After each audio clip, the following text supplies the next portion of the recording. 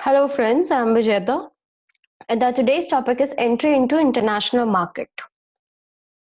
There are several ways to enter into an international market or foreign market. The ways are, first way is without doing any additional investment, neither in the form of marketing nor in the form of production. It can be done by using one method that is called exports.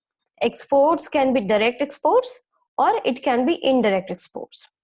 The other method is investment in marketing arrangements and no investment in production.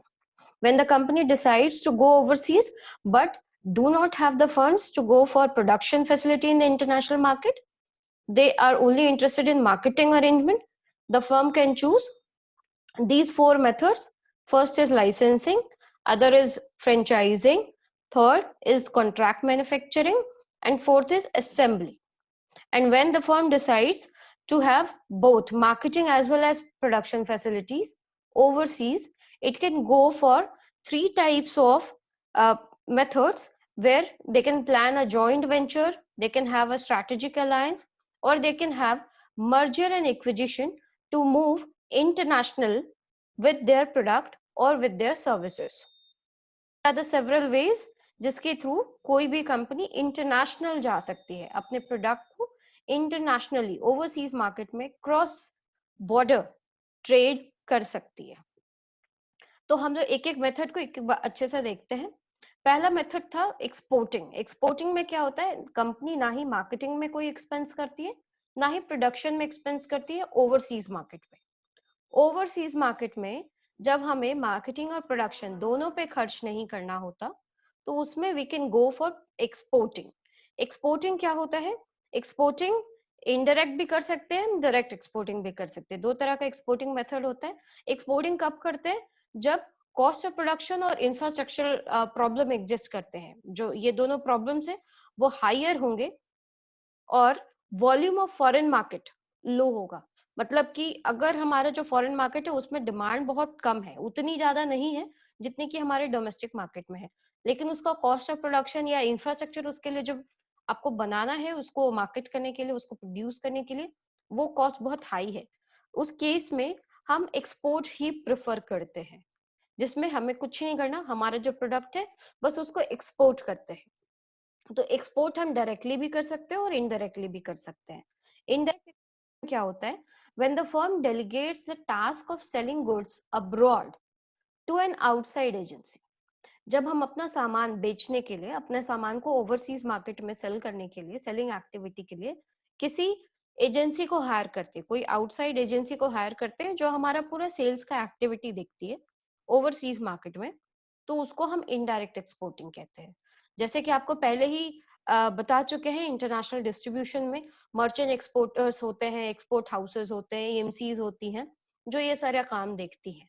तो उसके through companies indirect exporting में जा सकती है। Indirect exporting होने से क्या होता है कि हमें क्या होता है कि एज अ डोमेस्टिक मैन्युफैक्चरर हमारे पास एक मिडलमैन होता है जो हमारे डॉक्यूमेंटेशन का पूरा जिम्मा उठाता है, वो पूरा वो दूसरे मार्केट में जो ओवरसीज मार्केट है, क्योंकि हमें उसकी नॉलेज उतनी ज्यादा नहीं है, उसको वो उसका वो दिन भर का वो काम है, वो उसमें एंगेज रहता है, उसकी एक्सपर्टीज है उस मार्केट में, तो उसके लिए ये काम करना ज्यादा आसान है। तो वो हमारी सेल्स की एक्टिविटी को कैरी आउट करता है बहुत आसानी से, क्योंकि वो एक्सपीरियंस है इस काम में। दूसरा हो सकता है कि वो क्या, जो हमारा जिस भी मिडलमैन को हमने हायर करा, चाहे वो एक्सपोर्ट हाउस हो, चाहे मर्चेंट वर्कर हो, कोई भी हो, वो क्या करते हैं, कमीशन बेसिस पे काम करते हैं। तो अगर वो जितना ज्यादा हमारे लिए सेलिंग करेंगे उतना ज्यादा उनको कमीशन मिलेगा। तो क्या होता है, ये म्यूचुअल बेनिफिट है हमारे लिए भी और उस एजेंट के लिए भी। तो उससे दोनों केस में हमारा बिजनेस ग्रो करने का चांसेस होता है। लेकिन अगर इसके फायदे हैं इनडायरेक्ट एक्सपोर्टिंग के, तो इसके कुछ नुकसान भी हैं। क्या नुकसान है कि हमारा जो कंट्रोल होता है ब्रांडिंग के ऊपर, नेम के ऊपर, रेपुटेशन के ऊपर, प्रोडक्ट के ऊपर, फर्म के ऊपर, ये कंट्रोल बहुत कम हो जाता है। बिकॉज क्या होता है कि हमने सारी सेलिंग एक्टिविटी उस थर्ड पार्टी के हाथ में दे दी जो हमारा पूरा सेल्स का एक्टिविटी देखता है। तो अब हमारे बायर कौन है, वो उसको कैसे बेच रहा है, किस तरह का पोजिशनिंग कर रहा है, ये हमारे नहीं रहता। दूसरा है, हम डायरेक्ट एक्सपोर्टिंग कर सकते हैं। डायरेक्ट एक्सपोर्टिंग में क्या होता है, जो मैन्युफैक्चरिंग फर्म होती है वो सेलिंग का टास्क वो खुद ब खुद करती है। ओवरसीज मार्केट में चाहे वो वहां पे खुद की अपनी सब्सिडरी, सेल सब्सिडरी करती है या फिर उसका होम बेस्ड एक्सपोर्ट हाउसेस होता है, उनके अपने स्टाफ होते हैं जो ये पूरा एक्सपोर्ट का एक्टिविटी कैरी आउट करते हैं। तो इसमें फायदा क्या होता है? फायदा क्या होगा कि हमारे ऊपर जो पहले इनडायरेक्ट एक्सपोर्टिंग में जो नुकसान था कि हमारे ऊपर कंट्रोल नहीं रहता हमारे प्रोडक्ट के ऊपर हमारा। डायरेक्ट एक्सपोर्टिंग में क्या होगा कि हमारा कंट्रोल जो होगा सेलिंग एक्टिविटी, मार्केटिंग एक्टिविटी के ऊपर बढ़ जाएगा। ब्रांडिंग, पोजिशनिंग, इन सारी चीजों पे हमारा कंट्रोल रहेगा। और just because there is no middle man involve, तो इंटरमीडियरी का जो कॉस्ट आता है वो कॉस्ट को भी हम रिड्यूस करते हैं।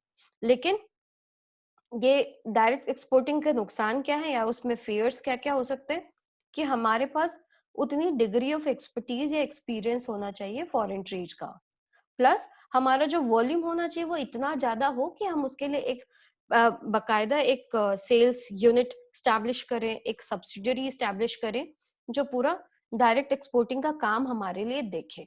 तो these are the two methods जिसमें बिना किसी ओवरसीज इन्वेस्टमेंट के, इधर in the form of marketing और इधर in the form of production, दोनों के केस में नहीं करते हुए भी हम अपने प्रोडक्ट को इंटरनेशनल ले जा सकते हैं।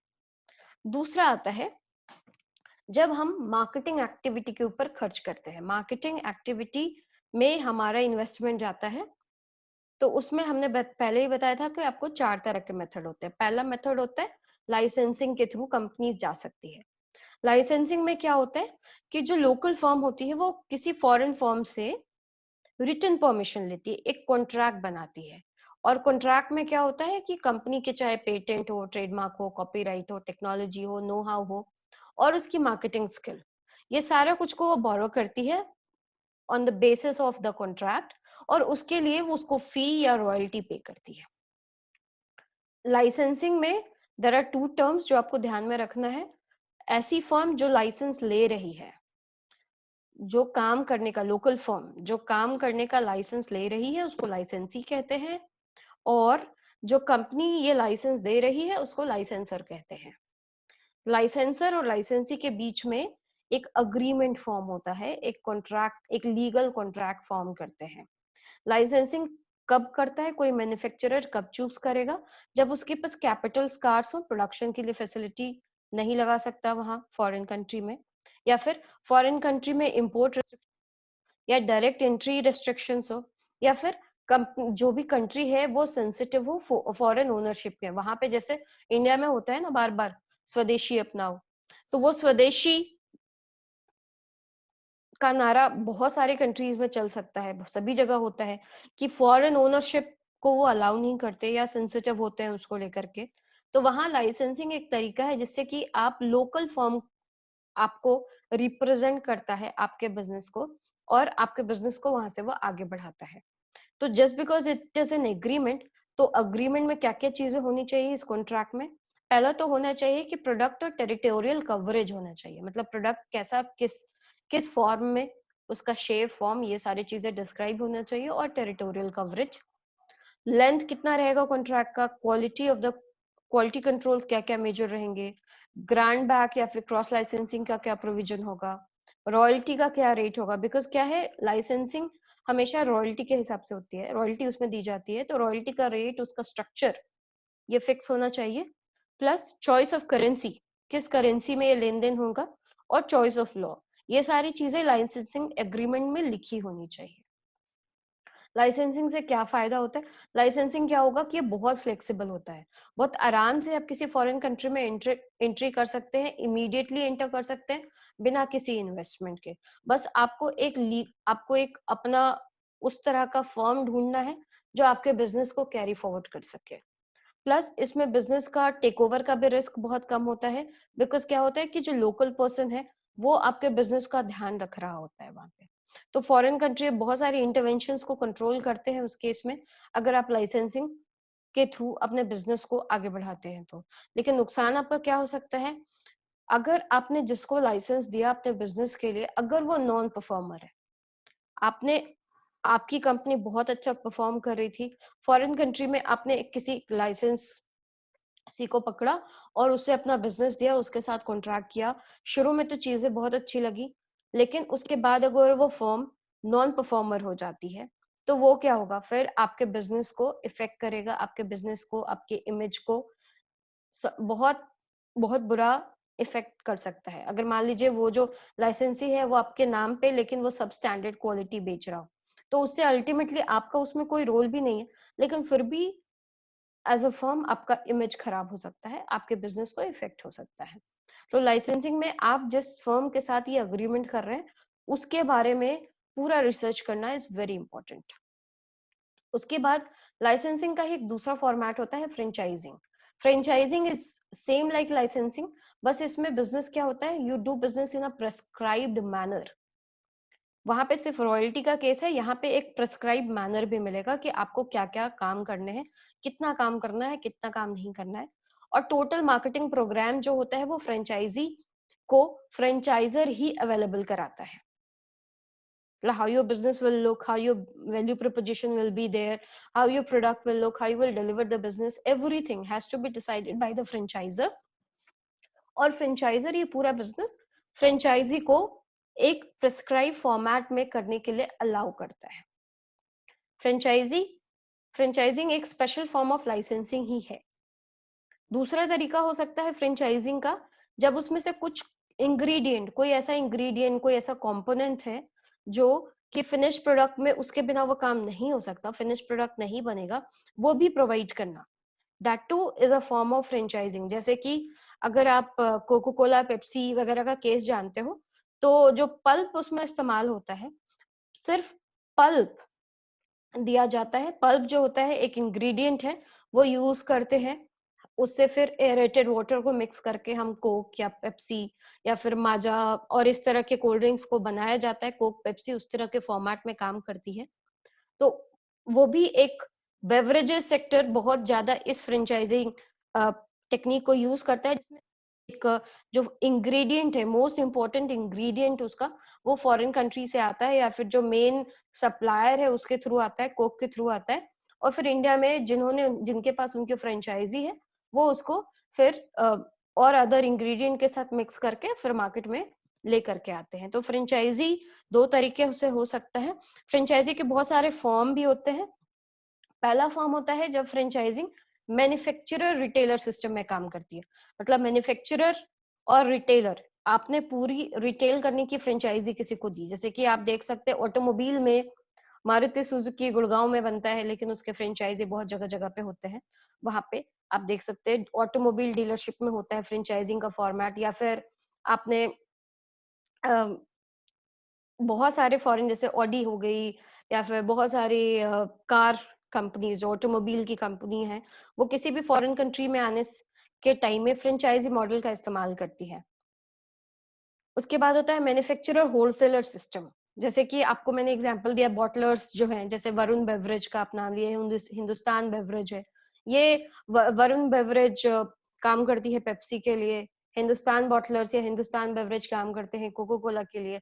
दोनों के पास कोक या पेप्सी के तरफ से इंग्रेडिएंट सप्लाई किए जाते हैं, और फिर उसको बॉटलिंग करके मार्केट में लेके आना, उसकी पूरी होलसेलिंग रिटेलिंग का काम, ये फ्रेंचाइजी का एक फॉर्मेट है, मैन्युफैक्चरर होलसेलर सिस्टम है, जो कि आपको ये सॉफ्टवेयर इंडस्ट्री में बहुत ज्यादा देखने के लिए मिलेगा। तीसरा फॉर्मेट होता है service firm and retailer system. Service firm, जैसे कि आपने देखा होगा केएफसी, आपने देखा होगा मैकडॉनल्ड्स, या फिर आप देख सकते हैं बहुत सारे सलोन्स, उनको चलने का जो तरीका होता है, उनका जो रनिंग का सिस्टम है, वो इसी तरह ये इस फॉर्मेट पे काम करता है। जो सर्विस फर्म है वो अपने प्रोडक्ट का, अपने मार्केटिंग स्ट्रेटजीज का पूरा डिटेल्ड में को उसका पूरा राइट्स देती है, और रिटेलर को वो जैसा प्रेस्क्राइब मैनर है उनको उसी तरह से काम करना पड़ता है। चाहे वो वहां के जो एम्प्लॉयज है वो उनका यूनिफॉर्म हो, उनको इवन ग्रीट करने का तरीका हो, हर चीज जो फ्रेंचाइजर होगा वो फ्रेंचाइजी को ये सारी चीजें बताता है, और फिर उस तरह से उस बिजनेस को कैरी किया जाता है। तो these are the three forms जिससे कि फ्रेंचाइजिंग होती है। उसके बाद आता है कॉन्ट्रैक्ट मैन्युफैक्चरिंग। कॉन्ट्रैक्ट मैन्युफैक्चरिंग खासकर आपको हेवी इंडस्ट्रीज में, एंसिलरी इंडस्ट्रीज में ये सारा बहुत पॉपुलर है, जिसमें ऐसा हो सकता है कि आपको जो इंडिविजुअल पार्ट्स बनाना है वो ज्यादा चीपर है in comparison to assembly of the entire product. Automobile industry में हम कॉन्ट्रैक्ट मैन्युफैक्चरिंग देखते हैं। आप अपने मोबाइल फोन्स में भी देख सकते हैं। जैसे कि आपने बैटरी, आप अपने फोन को खोल करके देखिए, battery is always written made in China. तो चाइना का मतलब जो बैटरी है उसकी मैन्युफैक्चरिंग कहीं और हो रही है, कंपोनेंट है उसकी मैन्युफैक्चरिंग कहीं और हो रही है, और उसकी असेंबलिंग कहीं पे और हो रही है।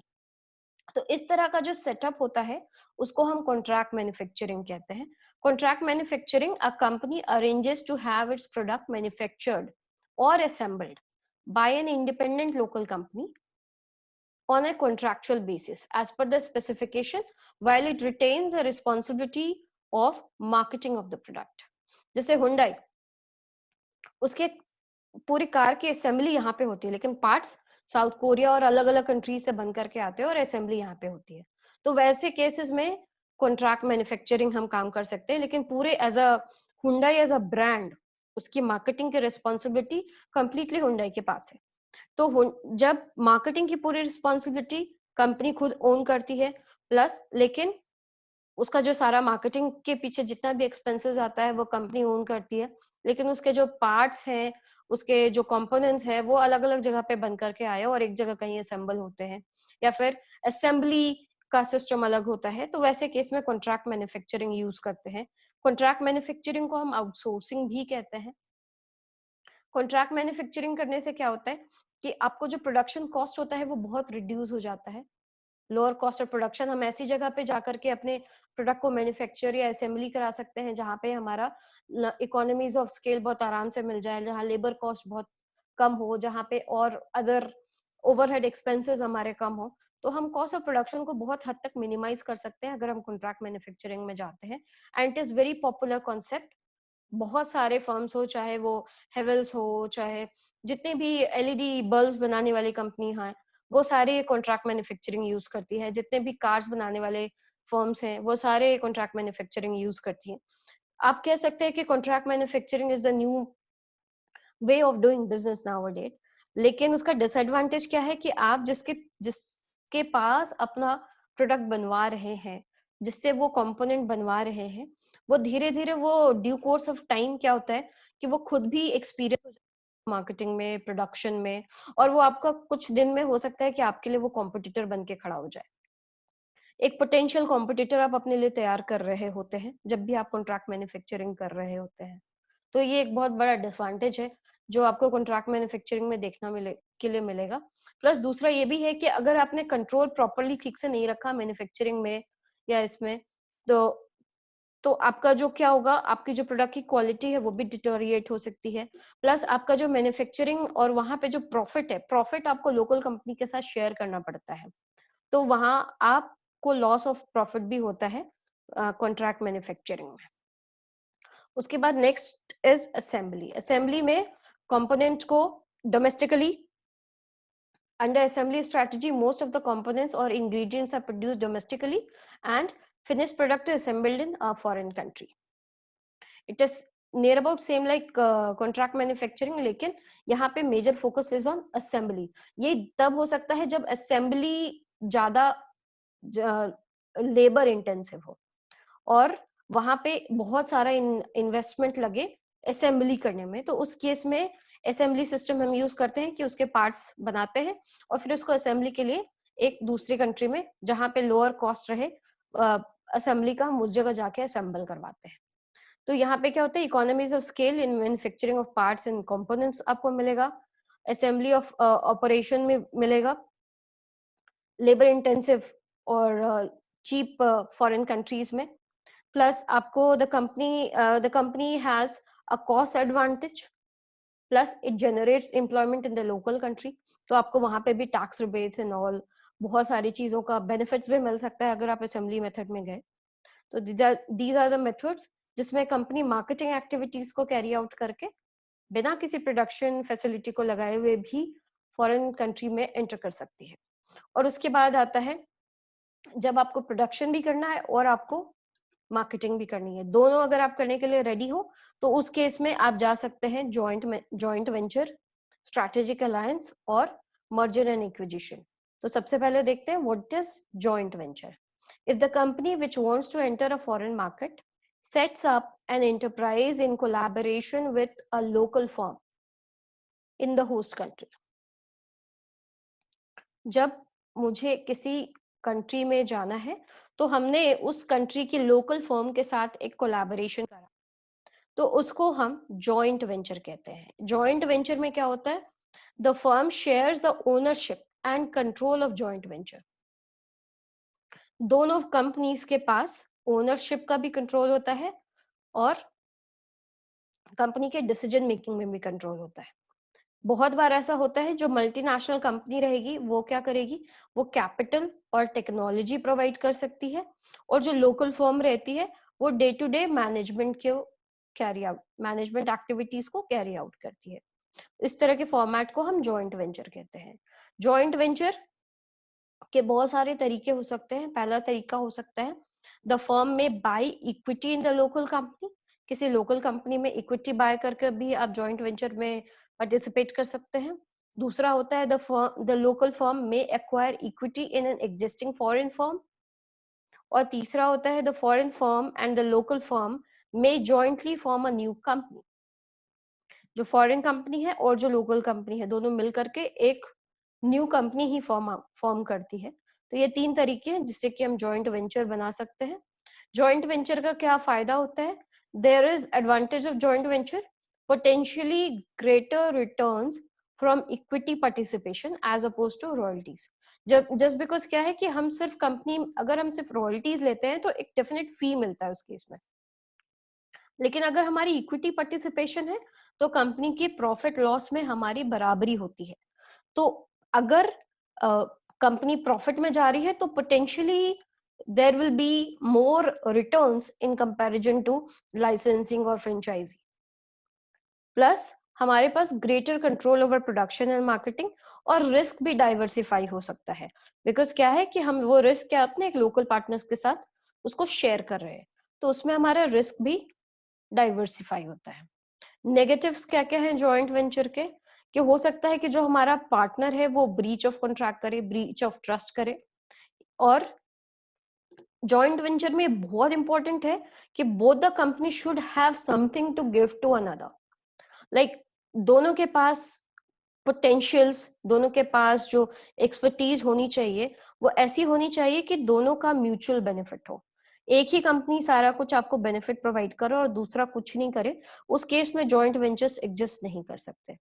अगर हम टेक्निकली बहुत साउंड है तो हो सकता है कि जो दूसरी कंपनी जिसके साथ हम लोकल फर्म जिसके साथ वेंचर कर रहे हैं उसके पास बहुत बड़ा डिस्ट्रीब्यूशन नेटवर्क हो। तो there should be something definite to offer with both the parties, तभी जॉइंट वेंचर्स एग्जिस्ट करते हैं, अदरवाइज वो ब्रेक कर जाते हैं। दूसरा मेथड होता है strategic alliance. In strategic alliance the two partners contribute a fixed amount of resources and venture develops on its own। दोनों कंपनीज मिलकर के एक फिक्स अमाउंट ऑफ रिसोर्सेज को डिप्लॉय करते हैं एक वेंचर को डेवलप करने के लिए।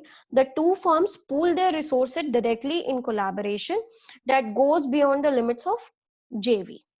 किसी जॉइंट वेंचर के लिमिट से ज्यादा, इसमें क्या होता है कि both the companies are putting their resources to develop one particular company, to develop one strategic alliance। Strategic alliances are of three form। पहला होता है टेक्नोलॉजी बेस्ड, जिसमें एक कंपनी टेक्नोलॉजी प्रोवाइड करती है दूसरे को, एक स्ट्रैटेजिक वहां पे रिसोर्सेज को डेवलप किया जाता है। दूसरा होता है प्रोडक्शन बेस्ड अलायंस, और तीसरा होता है distribution based alliance. Technology based आपको ज्यादातर ये टेक्नोलॉजी बेस्ड अलायंसेस आपको देखने के लिए मिलेंगे टेलीकॉम सेक्टर्स में। प्रोडक्शन बेस्ड आपको ऑटोमोबाइल में भी बहुत मिलेगा देखने के लिए, और डिस्ट्रीब्यूशन बेस्ड अलायंसेस आपको ज्यादातर फैशन फर्म्स में डिस्ट्रीब्यूशन बेस्ड अलायंसेस बहुत मिलेंगे, जैसे कि one of the example is Big Bazaar and Lee. Strategic alliances का बेनिफिट क्या होता है? Strategic alliances enable company to increase productivity and profitability by avoiding unnecessary fragmentation of resources and duplication of investment and effort. एक country में भी हम काम कर रहे हैं, दूसरी कंट्री में भी काम कर रहे हैं, वहां पे फेलियर यहाँ पे फेलियर, तो ऐसा क्या होता है स्ट्रैटेजिक अलायंस में, because the both the companies are working for one common goal तो अपने सारे रिसोर्सेज को एक साथ डिप्लॉय करके अननेसेसरी फ्रैगमेंटेशन ऑफ रिसोर्सेज को रिड्यूस करती है, डुप्लीकेशन ऑफ इन्वेस्टमेंट को रिड्यूस करती है, डुप्लीकेशन ऑफ एफर्ट्स को रिड्यूस करती है और कंपनी की प्रोडक्टिविटी और प्रॉफिटेबिलिटी बढ़ाने के लिए फोकस करती है. Second, the company reduces competitive advantage by forming strategic alliances with existing or potential competitors. हमने strategic alliances में ज्यादातर आप देखेंगे कि strategic alliances between the competitors होते हैं. तो हमारा जो competitive advantage था और हमारे competitor का जो competitive advantage था, अगर हम दोनों मिक्स कर जाते हैं, दोनों एक साथ स्ट्रैटेजिक अलायंस करते हैं, तो उस केस में क्या होता है कि हमारे दोनों के कॉम्पिटिटिव एडवांटेज न्यूट्रलाइज होकर के या कंबाइन होकर के एक ज्यादा बड़ा अच्छा कॉम्पिटिटिव एडवांटेज बनता है for the next potential competitor. तो स्ट्रैटेजिक अलायंसेस के बेनिफिट्स बहुत सारे होते हैं और बहुत अच्छा इसे माना जाता है. If the company is rich in resources, they should always go for strategic alliances. Third is merger and acquisition. Merger and acquisition, there are two terms. Merger acquisition में क्या होता है? Merger acquisition सिर्फ एंट्री नहीं, expansion की भी strategy होती है. In merger, international business firm absorbs one or more enterprise abroad by purchasing assets and taking over liabilities of those enterprise on payment of an agreed amount. Merger में हम क्या करते हैं, जो इंटरनेशनल फर्म होती है वो लोकल फर्म का एसेट्स को परचेज कर लेती है, उसके सारे एसेट्स को परचेज करती है, उसके सारे लाइबिलिटीज को टेक ओवर करती है by paying an agreed amount, एक पेमेंट के बाद. एक्विजिशन में क्या करती है, the international firm may also take over the management of the existing company abroad by taking the controlling stake in the equity of the company at a predetermined price. Acquisition के case में क्या होता है कि company के जो equities होते हैं उसको बाय करती है, उसके कंट्रोलिंग स्टेक्स, मतलब may be it is ever 51%, 51 और 51% से ज्यादा के इक्विटी को वो कंपनी खरीदती है उस केस में, एक्विजिशन के केस में, और जो एग्जिस्टिंग फर्म है उसके मैनेजमेंट और उसके डिसीजन मेकिंग फॉर्मेट में इंटरवीन करने लगती है. तो मर्जर एंड एक्विजिशन बहुत आपको इजी एक्सेस प्रोवाइड कर सकता है टेक्नोलॉजी और पेटेंट राइट्स में. जिस भी कंपनी का आपने मर्जर किया उसके सारे पेटेंट्स अब आपके पास हो गए. जिस भी कंपनी के साथ एक्विजिशन आपने किया है उसके साथ, क्योंकि just because you have the controlling stakes, now you can use all those resources for your benefit. Merger acquisition में क्या होता है कि वो कंपटीशन को भी रिड्यूस करती है, बिकॉज हो सकता है कि हम अपने कॉम्पिटिटर को ही मर्ज कर सके अपने, जैसे फ्लिपकार्ट और वॉलमार्ट. और फ्लिपकार्ट में आपने देखा होगा.